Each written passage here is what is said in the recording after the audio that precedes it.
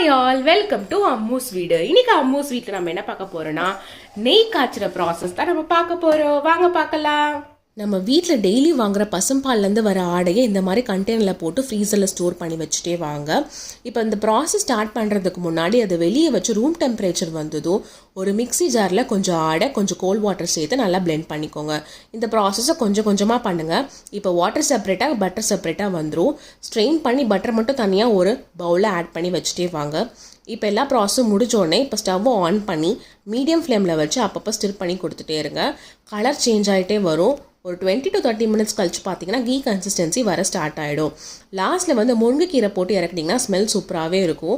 So முருங்கைக்கீரை கொஞ்சம் போட்டோடனே ஸ்டவ் உடனே ஆஃப் பண்ணிவிடுங்க. நல்லா ஆறுனதும் வடிகட்டி ஒரு கண்டெய்னரில் ஸ்டோர் பண்ணி வச்சுக்கோங்க. அவ்வளோதான். இதை ட்ரை பண்ணிட்டு எப்படி இருந்துச்சுன்னு சொல்லுங்கள். And please subscribe to our channel. Thank you.